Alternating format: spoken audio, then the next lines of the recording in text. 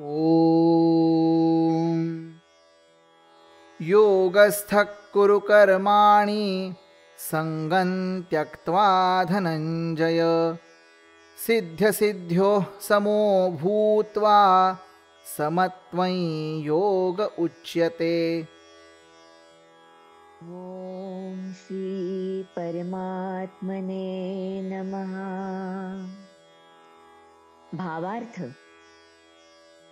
हे अर्जुना, योगयुक्त होऊन फलाची अभिलाषा टाकून सिद्ध आणि असिद्ध कर्मांविषयी मनाचा समतोलपणा ठेवून कर्मे कर. मनाच्या अशा समत्वालाच योग म्हटले आहे. कर्मणी एव ते अधिकारः, म्हणजे कर्म करणे इतकाच तुझा अधिकार आहे. कर्मफलाची चिंता अपेक्षा नको, तसंच अकर्मण्यताही नको, हे भगवंत मागील श्लोकात सांगतात. मग कर्म कसं करायचं असा प्रश्न आपल्यासमोर उभा राहतो की नाही? त्याच प्रश्नाचं उत्तर या श्लोकात भगवंत देत आहेत. योगाची एक व्याख्या या श्लोकामध्ये सांगितलेली आहे. कर्मयोग हा गीतेच्या उपदेशाचा गाभा आहे, असं लोकमान्य टिळक आग्रहपूर्वक मांडतात. योगस्थ कुरु कर्माणि हे कर्मयोगाचं सूत्र भगवद्गीता मांडते. योगात स्थिर होऊन, स्थित होऊन कर्म करावं.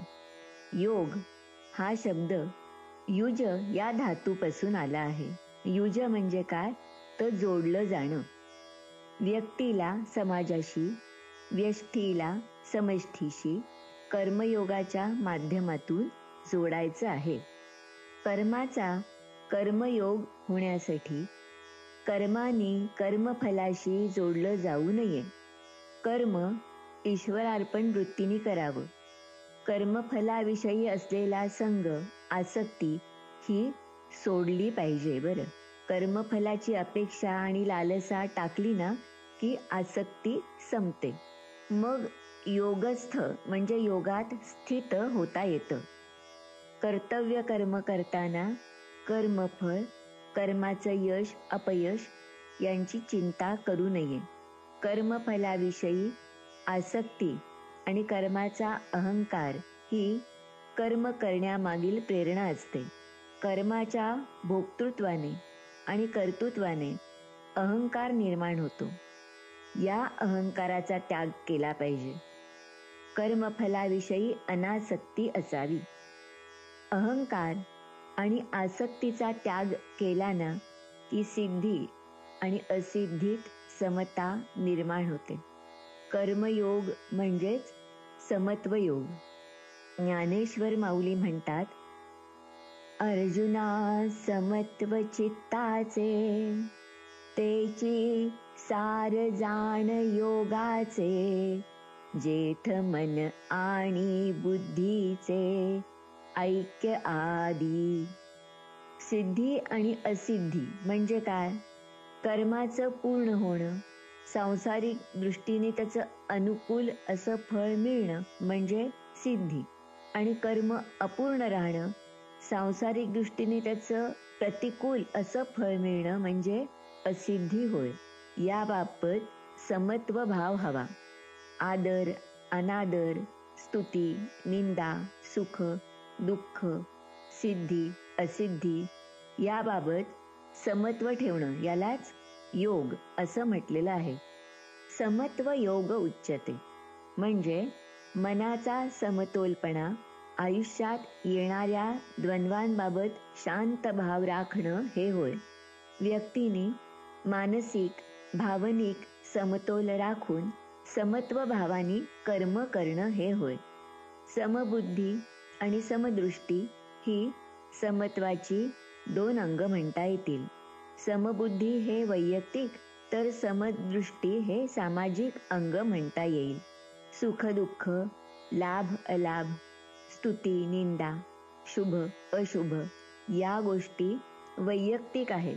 समाजात वावरताना एकच ईश्वरी चैतन्य, एकच तत्व सगळ्यांमध्ये आहे हे जाणून आपण वागलं पाहिजे. एकच परमेश्वर चराचरात भरून राहिला आहे असा विश्वात्मक साक्षात्कार हे समदृष्टीचं स्वरूप आहे. तैसे विश्व येणे नावे हे मीची पै आघवे असं माऊली म्हणतात.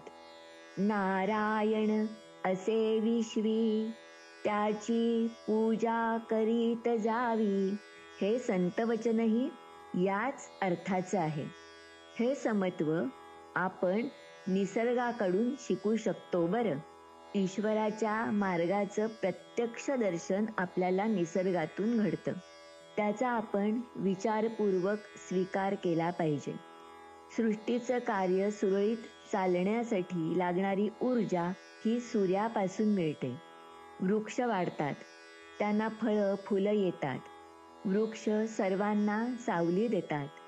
सूर्य, वृक्ष, निसर्गातील अन्य घटक निरपेक्ष भावनेने भेदभाव न करता सगळ्या गोष्टी आपल्याला देत असतात की नाही.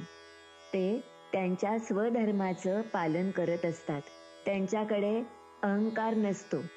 जो खांडावया घावो घाली का लावणी जयाने केली दोघा एकची सावली वृक्ष दे जैसा. ज्ञानेश्वरादी भावंड सर्वच संत हे योगात स्थित राहूनच कार्य करत होते. समत्वम योग उच्यते हे त्यांच्या चरित्रातून आपल्याला दिसतं. ज्ञानेश्वरादी भावंडांना समाजाने खूप त्रास दिला की नाही, तरीही त्यांनी समत्व सोडलं नाही. त्यांना त्रास देणाऱ्यांनीही त्यांचं श्रेष्ठत्व मान्य केलं की नाही. समत्वाचं एक वेगळ्या संस्कृतीतील उदाहरण म्हणजे जॉर्ज वॉशिंग्टन कार्व्हर. एक निग्रो गुलाम म्हणून जन्मलेला, अतिशय वाईट अशी शारीरिक स्थिती, तत्कालीन प्रतिकूल परिस्थितीतही प्रचंड संघर्ष करून त्याने शिक्षण मिळवलं. चांगली मानाची, चांगल्या पगाराची नोकरी सोडली. आपल्या शिक्षणाचा उपयोग आपल्या बांधवांसाठीच करायचा असा संकल्प केला. त्यासाठी अमेरिकेतील गोऱ्यांकडून अवहेलना, अपमान त्यांना सहन करावा लागला. तरीही त्यांना दोष न देता, मनात कुठलाही राग द्वेष न बाळगता ते आपलं कार्य करत राहिले. आपलं कर्तव्य कर्म शेवटपर्यंत निरपेक्ष आणि निष्काम भावनेने केलं. आसक्तीचा, अहंकाराचा त्याग करून कर्म केलं पाहिजे बरं. भूतकाळ आणि भविष्य काळात न रमता वर्तमानात समत्व भावाने कर्म केलं पाहिजे. हेच भगवंत या श्लोकात आपल्याला सांगत आहेत. ज्ञानेश्वर महाराज म्हणतात, म्हणोनी आपण पा विश्व देखिजे आणि आपण विश्व होईजे ऐसे साम्यची एक उपासिजे पांडवागा. तर तुकाराम महाराज म्हणतात, विष्णुमय जग वैष्णवांचा धर्म भेदाभेद भ्रम अमंगळ आई काजी तुम्ही भक्त भागवत कराल ते हित सत्य करा कोणाही जीवाचा न घोडो मत्सर वर्म सर्वेश्वर पूजनाचे तुका म्हणे एका देहाचे अवयव सुख दुःख जीव भोग पावे. ओम श्री परमात्मने नमः. श्री कृष्णार्पणमस्तु. शुभं भवतु.